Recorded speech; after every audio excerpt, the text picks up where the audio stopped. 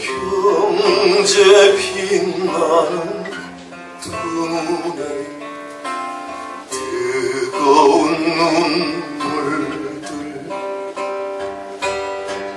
한 줄기 강물로 흘러 고된 땀방울 함께 흘러 넓은 평화의 바다에 정의의 물결 넘치는 꿈. 민주화 자주 통일을 위해서 함께 하셨던 김부현 선생님께 기억의 시간 부탁을 드리겠습니다. 몇 달 전에 성교부가 내한테 전화를 해서 밥을 한번 먹자고 그러더라고요.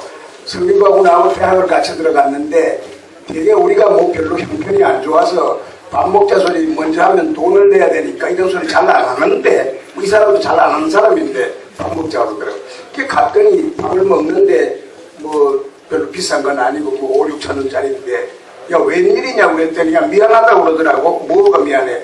그게 무슨 신문에다 연재를 하는데 고 김도현 써 지가 한겨레 신문인데 나는 한겨레 신문은 비교적 오보를 안 하는 신문이라서 근데 유심히 안 봤어요. 그래서 고맙다 그랬지 뭐 죽었다고 그러고 오래 산다고 그러더라. 술 먹는 걸로 보거나 평소에 행실로 보거나 인격으로 보거나 죽긴 내가 먼저 죽어야 되는데 니 때문에 아마 내가 오래 살겠다 했더니 아 이거 정말 그저께 밤에 죽었다 소리 듣고 아득합니다. 작년에 우리가 뭐 글을 하나 같이 했습니다. 87년도 6월 항쟁 그때 소위 성유보는 제야 측을 여러 가지 일을 하고 나는 김대중, 김영삼 두 분의 심부름을 했는데 여기다 영호골들이 모이셨지만은 정말 유보가 호걸이란 거에 그때 박종철이가 죽었거든요.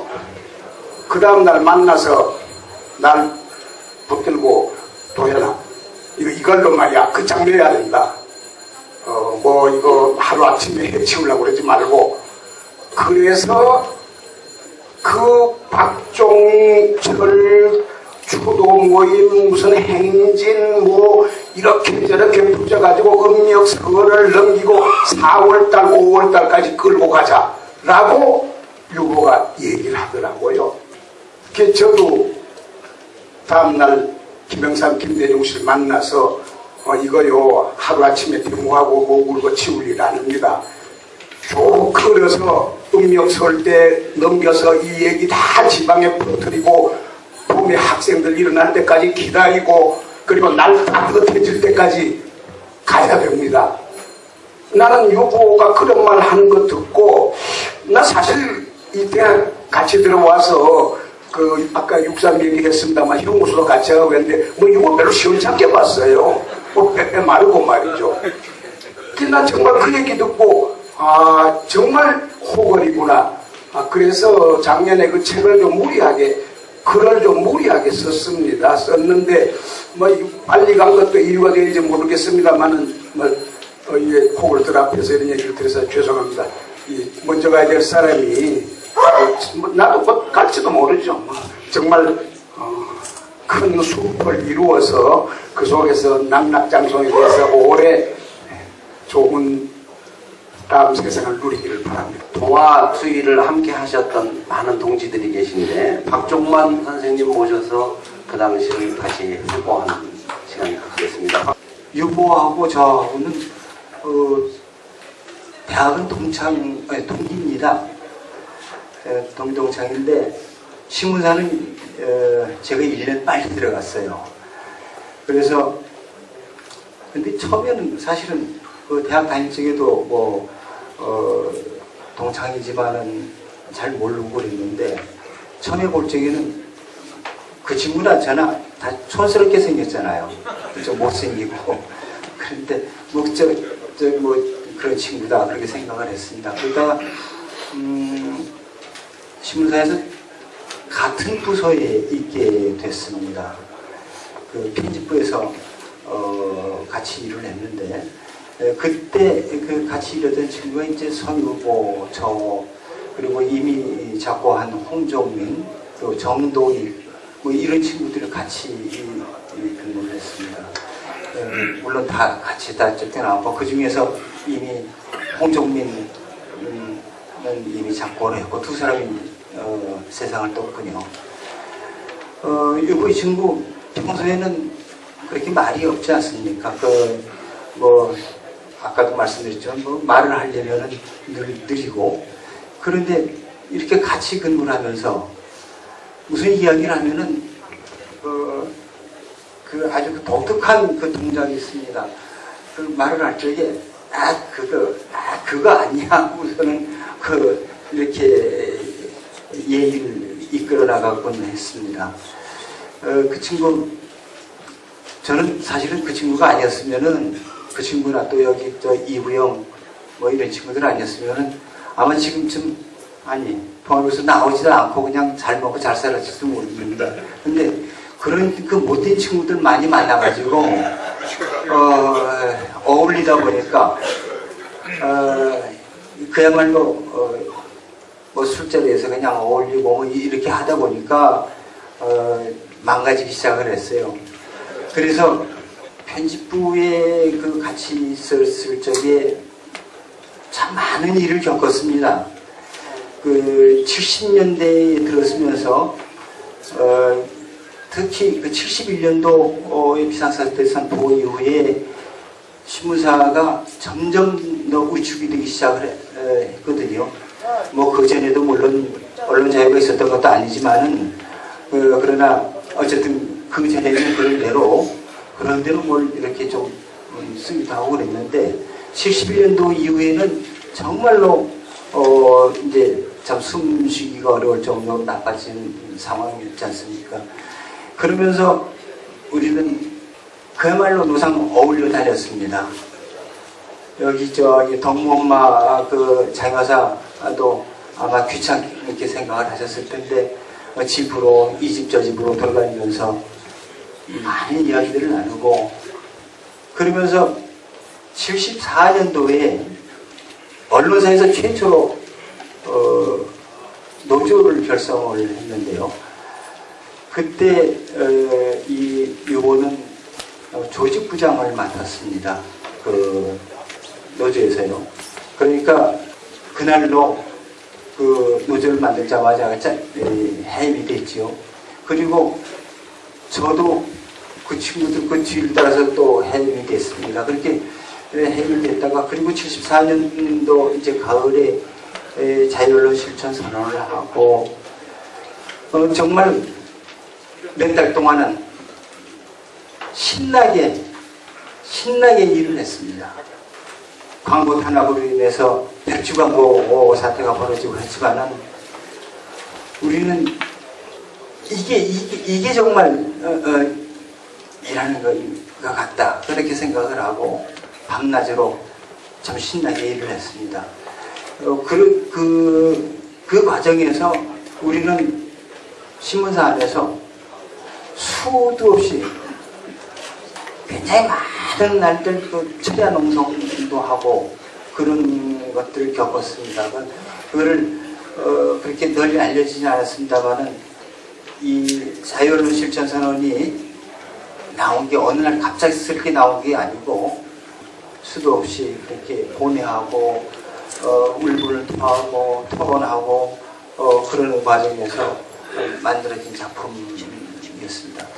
그리고 75년 봄에 3월 17일 날인데 저도 선우도 다 같이 같은 날 전부 해임이 됐습니다. 그리고 곧 동아투리를 결성했는데 동아투리를 결성해서 그때도 서유보는 우리 조직특위라고 있었거든요. 조직특위를 간사를 맡아가지고 조직관리를 하는 이 조직관리 무슨 뭐가 있었는 거예요. 그래서 이걸 했고요. 저는 그 총무를 맡아서 있었는데 한 두서너 달 있다가 보니까 어느 날 저 이부영하고 성유보하고 이 두 사람이 느닷없이 갇힌 거예요. 무슨 그 청우의 사건이라고 말도 되지 않는 사건으로 해서 구속이 돼가지고 1년 넘게 고생을 했지요. 그리고 나서 또 이 친구하고는 그야말로 무슨 뭐 동아트리 그 유입을 만들고 뭐하고 하느라고 상만 이렇게 저걸 했는데 78년도에 우리가 그 민주인권유치 사건 그걸 오다가 이제 10사람이 구성이 됐는데 그때 그 이모 저 이렇게 다 같이 구성이 돼서 또 같이 감옥살이를 하는 그런 경험이 있습니다.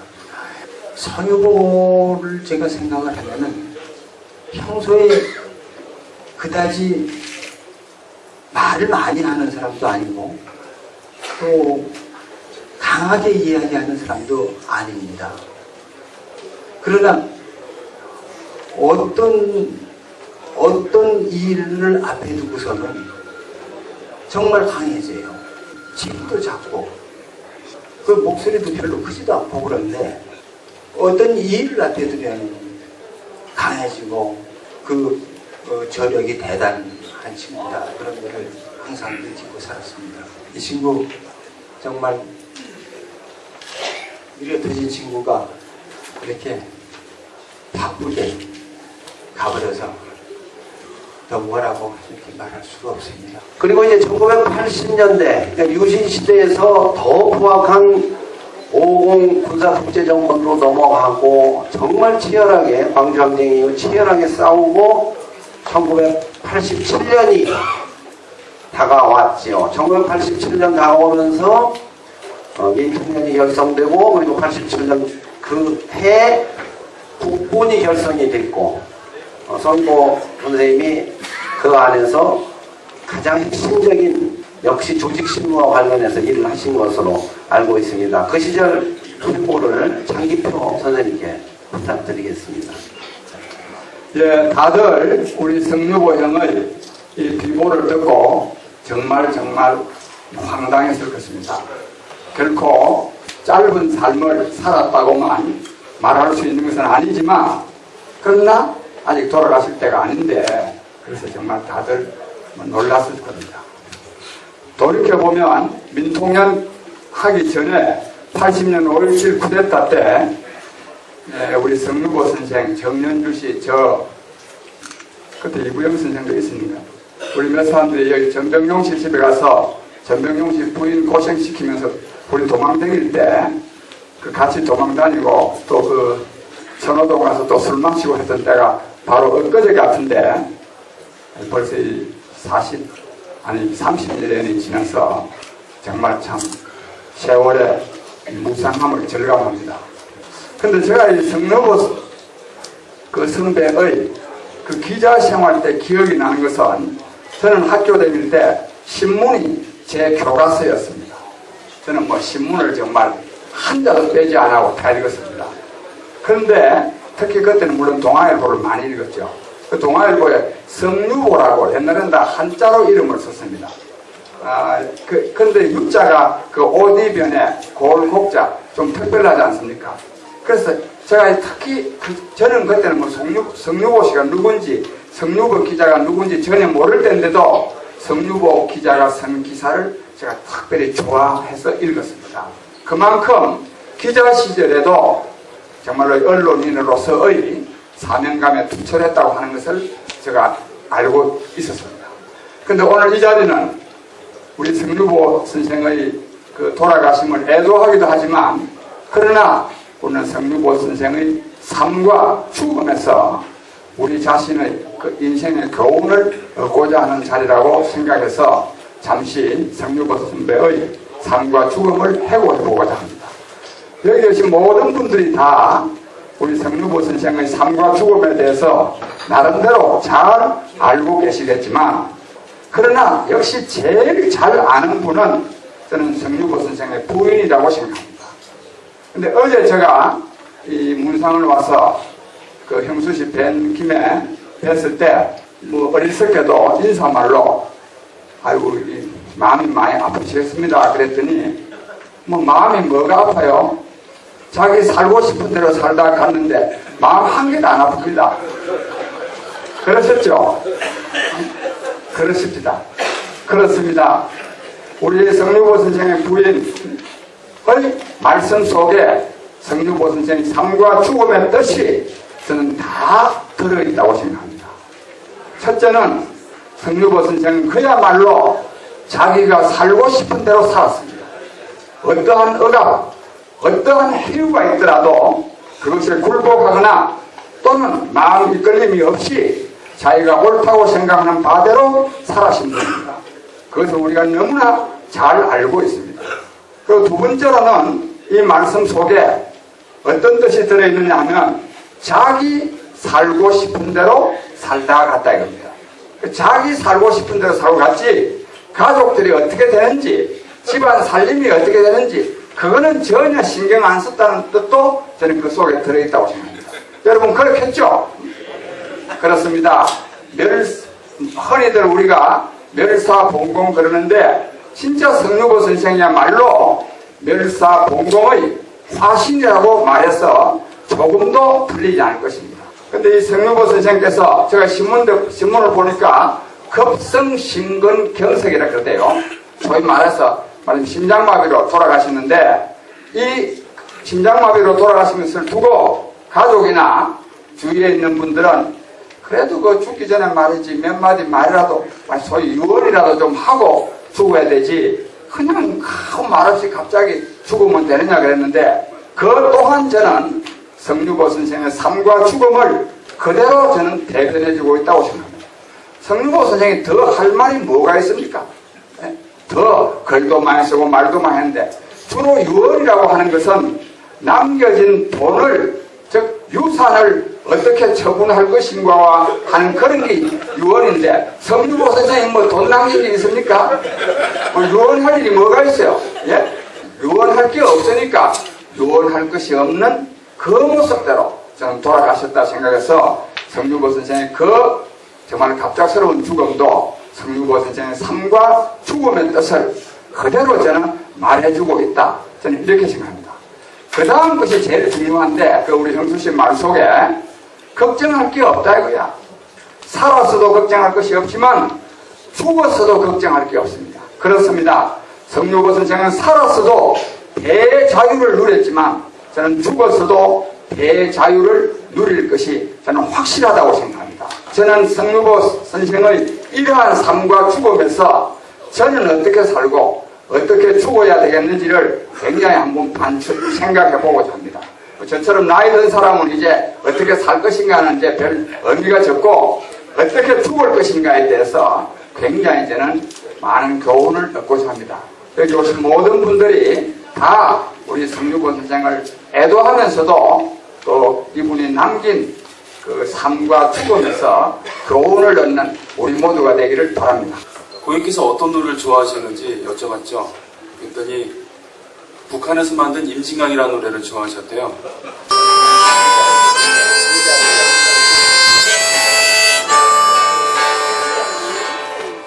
임진강 맑은 물을 흘러내리고 물색을 자유로이 넘나들며 날 것만 내 고향 남쪽 땅 가고파도 못 가니 임진강 흐르며 원한시 꼭 흐르느냐 임진강 흐르며 원한시 꼭 흐르느냐. 다음은 한겨레 신문 이야기가 나와야 되겠습니다. 역시 1987년에 발기하고 88년에 창간을 하게 되는데 성유보 선생님은 초대 편집위원장과 그 다음에 다시 3대 또 편집위원장을 하신 것으로 제가 기억을 합니다. 지금 현재 환경운동연합 공동대표이시고 그때 한겨레 신문에서 함께 하셨죠. 지영선님 모시겠습니다. 그러니까 저는 성유보 선배가 편집위원장, 초대 편집위원장이셨을 때 그 편집위원 중에 한 사람이었었습니다. 그때 생활환경부 일찍이 그 환경 문제가 굉장히 중요하다는 것을 한겨레 신문이 느끼고 생활과 함께 환경을 다루기로 해서 생활환경부라고 이름을 지었는데 그래서 편집위원장과 이제 부장으로서 함께 만났었죠. 그 한겨레 신문은 그러니까 민주화가 이루어지고 나서 어쩌면 가장 확실한 어떤 민주화의 열매라고도 할 수 있는 그런 기관이었었는데, 그러니까 어떻게 보면 그 성유보 선배가 그 40년 동안 굉장히 고생하신 그 인생 중에서 그 창간 무렵 또 이럴 때 아마 가장 행복한 어떤 시간들 중에 일부분이 아니었을까 이런 생각이 듭니다. 그래서 근데 이제 저는 그 편집위원회에 들어갔더니 이 편집위원회에 뭐 거의 10명 이상의 편집위원들이 계신데 성유보 선배를 비롯해서 다 해직 기자들이시고 제가 유일하게 해직 기자가 아닌 사람이었었습니다. 저는 이제 그때 동아일보에 있다가 한겨레 신문에 오지 않겠느냐 이런 그 제안을 듣고 이런 기회에 동참할 수 있다면 불러주셨다면 정말 영광이다 이러고 이제 왔었는데요. 제가 한겨레 오기 전에 동아일보사에서는 차장이었었어요. 그래서 부장은 아니고 차장인데 이제 부장이 무슨 일이 있어서 못 왔을 때 자리에 없을 때 편집위원회를 이제 어쩌다 한두 번 들어가 볼 기회가 있었습니다. 그래서 상당한 어떤 기대가 있었어요. 그래도 그 당시에 지금 같지는 동아일보가 안 왔었으니까 그때도 많이 기운이 빠졌지만 지금 같지는 않은 동아일보였는데 편집위원회에 들어가면 얼마나 어떤 격조 높은 토론이 이루어질까 이렇게 기대를 하고 들어갔는데 전혀 아니더라고요. 편집부장이 그냥 그 예정된 기사를 아마 미리 보고를 받아가지고 쭉 써가지고 그거 쭉 읽고 국장이 한두 마디 하면 그냥 그것으로 끝이더라고요. 그랬는데 이 한겨레 신문의 편집위원회는 달라도 굉장히 많이 달랐습니다. 그래서 어쩌면 조금 너무 오늘 이제 그 말씀 나누면서 시간이 자꾸만 늘어지는데 신문사 편집회의라는 게 사실은 늘어져면 좀 곤란한 건데 거의 조금 너무하다 싶을 정도로 감론을박이 이어지는 그런 편집위원회가 진행이 됐었고요. 그리고 거기에는 아마 성유보 선배의 어떤 스타일도 조금은 기여를 하지 않았을까 이런 생각이 들고, 그리고 굉장히 행복한 시간이셨을 거라고 생각이 되는데, 사실은 또 한겨레 신문의 그 창간 무렵이 그렇게 그냥 행복하고 그런 것만은 아니었었습니다. 그래서 성유보 선배가 이제 첫 번째 편집위원장님이신데 그 기간이 그렇게 오래 길지는 않았었습니다. 그렇고 그 다음에 이제 다시 저희가 국내 언론 중에서는 처음으로 사실은 그 한겨레 신문이 굉장히 별난 짓을 많이 시작을 했죠. 그러니까 가로쓰기를 한다든가 한문을 하나도 안 쓴다든가 컴퓨터로 제작을 한다든가 이런 일들을 많이 시작을 했는데 그것들이 하나도 예외 없이 지금 모든 신문이 그렇게 하고 있다는 점에서 우리가 얼마나 앞서가는 일들을 했었던가, 그리고 그 이후가 사실은 그거를 이어받는 것만이 아니라 그때 새로웠던 것만큼 또다시 새로운 일을 해야 되는데 그걸 못하고 있는 게 아닌가 이런 안타까움이 있습니다. 그리고 이제 그 중에 또 새로운 것 중에 하나가 편집위원장도 직선을 하는 거였는데요. 그때 이제 직선에 의해서 다시 3대, 제가 자신이 없는데 4대 위원장을 성유보 선배님께서 하셨고요. 뭐 그 이후에 여러 가지 새로운 일을 하는데, 그리고 이런 얘기도 하나 제가 전해드리고 싶습니다. 성 선배가 그냥 기자 노릇만 한 게 아니시고, 민주화 운동을 그렇게 열심히 하셨기 때문에 사실은 한겨레 신문에서 이 기자들을 지휘를 하고 기사를 잘 쓰는 것만으로는 결코 한겨레 신문은 그 역할을 다 한다고 할 수 없다. 그래서 성유보 위원장이 첫 번째 편집위원장이 돼야 된다는 어떤 믿음 속에서 첫 번째 편집위원장을 맡으셨던 걸로 알고 있습니다. 그리고 저는 뭐 그냥 실없는 소리를 한마디, 아까 어떤 선배님께서 별로 어떤 분들도 다 별로 잘생기진 않으셨다고 하셨는데, 저는 전혀 그렇게 생각하지 않습니다. 성유보 선배 정말 그 눈빛이며 정말 빛나는 소년의 얼굴을 하고 계신 성유보 선배가 한겨레 신문을 그렇게 젊고 빛나게 만들어 주셨다고 생각을 합니다. 9월 말에 성 선배를 뵈었었습니다.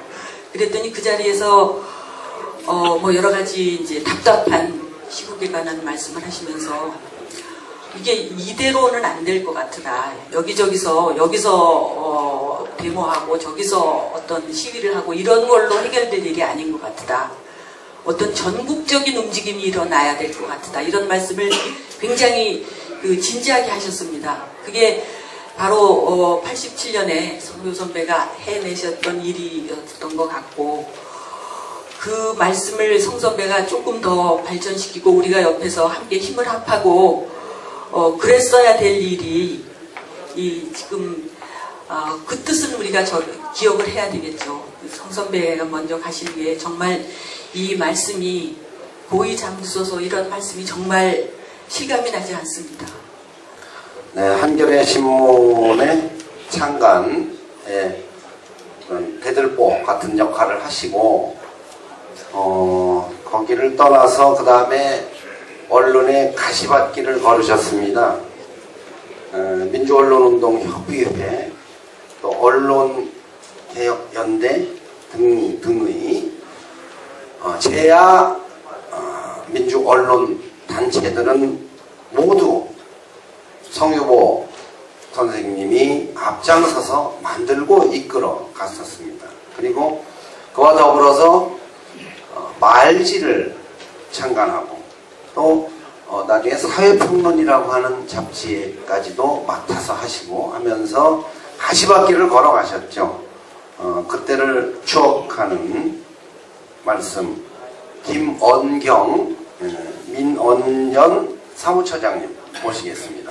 저희 94년에 민언연이 언협이라는 이름으로 민주언론운동협의회라는 이름으로 창립이 됐는데, 당시 고 송건호 선생님을 의장으로 모시고 초대 사무국장을 성유보 선생님이 해주셨습니다. 그리고 말지를 5호까지 편집장으로 맡으셔서 작업을 해주셨고요. 그리고 계속 말지 활동을, 그러니까 편집장은 아니었지만 언협 활동을 계속 해오셨습니다.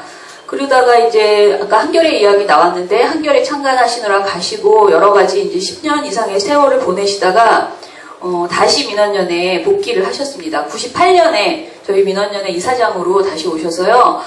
민언연이 그 전에는 주로 제야 언론, 그러니까 언론인들이 모이셔서 말지를 만드시고 이렇게 활동을 하셨는데, 다시 성유보 이사장님이 돌아오시면서 민언연을 시민단체로 이렇게 팔바꿈하는 그런 상황을 만들어 주셨어요. 그래서 저희가 2003년까지 5년 동안 성유보 이사장님이 민언연 이사장을 맡으시면서 저희 민언연이라는 단체를 전국적이고 정말 전국적인 그런 언론개혁 운동을 하는 단체로 이렇게 자리를 잡게 해주셨습니다. 그래서 저희 회원들 모두가, 물론 이제 오늘 제가 처음에 성유보 선생님 소식을 듣고 일산병원에 갔을 때 많은 분들이 한 30여 분이 급하게 모이셨습니다. 근데 각자 가장 나에게 소중한 사람, 성유보 선생님은 나의 단체와 가장 인연이 깊어, 이렇게 다들 이제 생각하시는 그런 말씀을 한마디씩 하셔서 마치 질투를 막 하면서, 아니야, 나를 제일 좋아했어. 나하고 인연이 제일 중요해. 막 이렇게 다들 말씀을 하시는 분위기였습니다. 근데 이제 제가 속으로 아무리 그래봤자 민원연하고의 인연이 최고야 이렇게 속으로 생각을 했어요. 저는 정말 진심 제가 상주라고 생각을 합니다. 저희 민원연 회원들은 정말 그 손유보 이사장님이 너무 저희에게 애정을 많이 주시고 큰 어른 역할을 하셔서 예. 제가 드리고 싶은 말씀은 이겁니다. 제가 성유보 선생님하고 만나서 지금까지 이제 저도 많은 어르신들을 만나 뵙고 또 이렇게 좋은 얘기도 많이 듣습니다. 그런데 그 많은 선생님 중에서 성유보 선생님을 진짜 제일 좋아했거든요. 거짓말이 아니고 제일 좋아했는데 그 이유가 선생님이 정말 사람을 차별하지 않고 다 누구에게나 똑같이 귀하게 여기셨어요. 근데 그게 제가 정말 아주 정말 그냥 지나가다가 휙휙 인사하는 그런 회원일 때도 그러셨고, 제가 이렇게 같이 활동하면서 저희가 방송자강 네티즌 탄압 범국민행동을 같이 했었어요. 이제 성유보 선생님이 저희 이제 의장 역할을 해주셨거든요. 근데 그때 네티즌들을 참 많이 만났는데 저는 그 네티즌 분들 한 분 한 분께 그렇게 마음을 다 담아서 성의 있게 하지 못했습니다. 제가 그때 이제 공동 사무처장을 했는데 좀 너무 많고 너무 많은 그 소원 수리를 해야 되는 것이 힘들고 좀 귀찮기도 사실 했어요. 근데 성유보 선생님은 정말 한 분 한 분에게 너무나 성의 있게 이렇게 대해주시고 그 차별하지 않는 모습이 정말 저의 마음을 감동을 시켰던 것 같아요. 그래서 지금 이 자리에 어르신들도 많이 와 계시지만 사실 지금 며칠째 계속 네티즌 분들이 정말 여기 많이 와 계십니다. 그리고 민원연 회원들도 어느 회원 하나하나 그렇게 기억해 주시는 이사장 하신다고 다 그렇게 회원 기억하고 한 명 한 명에 대해서 삶을 그렇게 낱낱이 이렇게 보살펴 주시지 않으시거든요. 근데 그 성유보 이사장님의 그 따뜻한 마음 그리고 어떤 지식이나 운동 그런 것이 아니고 사람을 정말 사랑했다. 진짜 우리 하나하나한테 최고의 선생님이었다. 그 점을 말씀드리고 싶습니다. 그리고 이제 그 다음에 유보 형님이 방송위원회의 상임위원을 하셔서 좀 국록을 자신시대죠, 그게요. 방송위원회가 방송위원회답게 제대로 돌아간 시기가 아마 그때가 유일한 때가 아니었을까 하고 생각을 합니다. 그때에 강원 민방에 그 당시 위원장을 하고 있던 조형주님이 그때 일화를 소개를 하고 싶다고 이렇게 청하셨어요. 성유보 선생님이 이제 처음으로 제도권 안에서 정말 이제 계속 고생만 하시다가 그 방송위원회 상임위원이 되셨다고 생각합니다. 제가 이제 처음 뵀을 때 저는 강원민방 당시에 그 초대 노조위원장을 제가 지냈습니다. 그랬는데 저희 회사 이제 내부적인 여러 가지 문제가 많아갖고 노조를 결성하게 됐고 전국 언론노동조합이 신학림 위원장님과 현상윤 수석 부위원장님이 그 당시 전국 언론노조를 맡으셨을 텐데요. 이제 강원민방에 여러 가지 내부적인 문제가 많았습니다. 그 당시에는.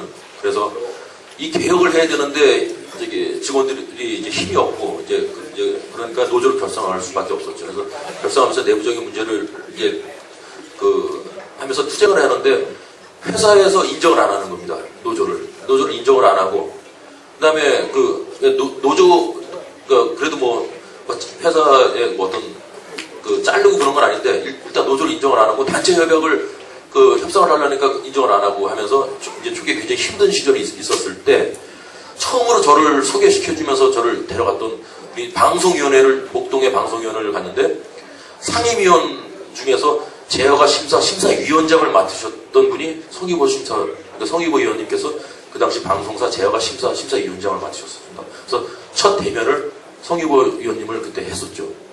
그러면서 저런 여러 가지 말을 하는데 성유보 의원님께서는 정말 귀담아 들으셨습니다. 그리고 방송위원회 그 당시 상임위원이라고 하는 그 어떤 역할과 그 위상은 굉장히 높은 위치였는데 굉장히 소탈하시게 말씀을 하시면서 그 노조의 입장을 다 이해를 하시고 그때 성유보 위원장께서는 회사에 많은 그 어떤 로비도 받으셨고 막 했는데 일체 공정을 안 하셨죠. 성희부 회장님께서 저를 이제 마지막으로 부르셔갖고, 야, 조 위원장, 너 협박당한 거 아니지? 회사 다시 살려달라는데. 협박당한 거 아니고 좋은 회사 만들 수 있겠습니다. 라고 해서 결국 회사가 제 허가를 받았습니다. 나중에 그 성희부 선생님께서 통일운동에 굉장히 관심을 많이 가졌습니다. 그 대륙에 대한 관심을 많이 가졌습니다. 그래서 희망레일이라고 하는 그 모임에 책임을 또 맡아서 젊은이들과 함께 해주셨고, 또 결의하나 운동본부도 함께 해주시고 했어요. 거기 유영주 사무국장께서 성희부 선생님 잘 가시라고 말씀하셔야죠. 제가 2012년부터 이사장님을 모셨어요. 그러니까 2012년부터 모시고 12년도에 시베리아도 같이 9일 동안 다녀왔고요. 그리고 올해도 8월 달에 또 몽골도 같이 다녀오고 했는데, 다들 이렇게 말씀하셨지만 저희 단체에도 정말 애정 많이 좀 주셨고요. 크고 작은 행사 정말 빠지지 않고 다 참석하셨고, 그리고 무슨 일을 하셔도 이렇게 고생한 실무자들 꼭 하기 전에 밥 사주고, 끝나고 나면 꼭 밥 사주고, 사람들 꼭 다 이렇게 모아놓고 꼭 치하하시고, 저는 그러셔서 저렇게까지 이렇게 저만한 경력과 연륜과 이런 걸 가진 분이 저렇게까지 하시는구나라는 걸 봤을 때 정말 존경하는 마음도 좀 들고, 또 이렇게 힘들게 하시면 안 되는데 뭐 이런 생각도 좀 많이 하고 좀 그랬었는데요. 제가 갑자기 이런 보고를 듣고서 여러분들한테, 저희 회원들한테 뭐 문자 날리고 알리고 그럴 때 가장 많이 들은 얘기가 그런 거였어요. 이사장님하고 밥 한 번 먹자, 한번 만나는 자리를 빨리 마련하자, 뭐 한번 뭐 좋은 말씀을 듣는 기회가 있으면 좋겠다, 뭐 그런 얘기를 하신 분이 되게 많으셨는데, 그 자리를 빨리 못 만들어 드려서 그게 가장 좀 죄송했어요. 그러니까 이사장님하고 같이 이렇게 식사 한번 대접하고 싶다고 얘기하신 분들께도 죄송했고, 그리고 그런 자리에 나가셨으면 정말 기뻐하셨을 그런 이사장님의 모습을 생각을 하니까 그것도 너무 많이 좀 죄송했고, 정말 안 계시니까 너무 죄송한 거 좀 투성인 것 같아요. 가장 최근에 그래도 좀 모셨던 사람 중에 한 사람으로서 너무 죄송한 거 투성인데요. 그러니까 정말 70년 동안 일관된 삶과 그런 생활 방식, 그런 모습으로 사셨구나 생각을 하니까 더더욱 존경스러운 마음이 좀 들고요. 그리고 그 미소라는 부분에 있어서 정말 저희 사무실 들어오셨을 때 항상 웃으면서 들어오셨고, 들어오시면 모든 사람들한테 악수하고 한마디씩 꼭 던지시고, 그게 항상 첫 시작이셨거든요. 저희 사무실에서 같이 일하는 사무실 사람들도 그 얘기를 좀 많이 해요. 그 미소 정말 잊지 않고 하늘에서도 좀 미소 지을 수 있도록 정말 열심히 하는 그런 후배가 되겠습니다. 미소, 성리호 선생님 역전에 김정환 씨. 언론 민주화 운동도 정치 민주화 운동도 했지만 어디서나 기척이 없었다. 미소만 남겼다. 회의가 파하고 농성이 파하고 대회가 뒤풀이 술자리가 파하고 어디서나 그 미소가 남았다. 그 미소만 남았다. 넓게 번지며 어두운 귀갓길 환하게 따라왔다. 현대사 100년의 환을 뭉뚱그리며 씁쓸하다가 그보다 더 오래 앞으로 100년 더 나아가며 늙지 않는 미소가 그의 언론이었다. 심장마비라니 그의 심장도 기척이 없었구나. 그를 선생이라 부른 적 없다. 형이라 불렀다. 나이 어린 누구나 그 미소에 대한 화답으로 지금 죽음도 이렇게 기척이 없구나. 미소가 영정이구나. 그 말고 어느 누가 남기겠는가.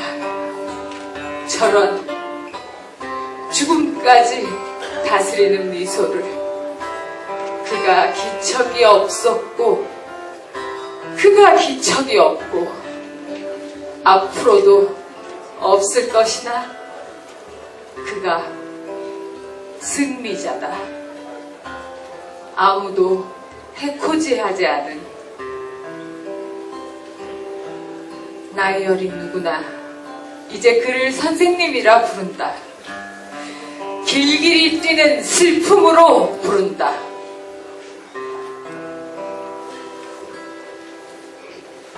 미망인이신 장년희 여사님, 그리고 두 아들 성덕무, 성영무 유족들을 모시겠습니다. 이렇게 와주셔서 감사합니다. 유명인데 놀러도 안 가시고. 저도 열심히 인생 살도록 노력하겠습니다. 장례식장이 저희 아버지를 보내는 또 그런 자리이기도 하지만 살아있는 사람들이 또 아버지를 생각하는 또 시간이 또 있다고 생각합니다. 저희 아버지를 많이 좀 생각해 주시고요. 앞으로도 많은 사랑해 주셨으면 좋겠습니다. 감사합니다. 성기보 선생님을 떠나보내기 전날 밤에 그와 만났던 많은 동지들, 벗들, 선후배들, 가족들 모두 모여서 그를 다시 한번 생각하는 시간을 가졌습니다.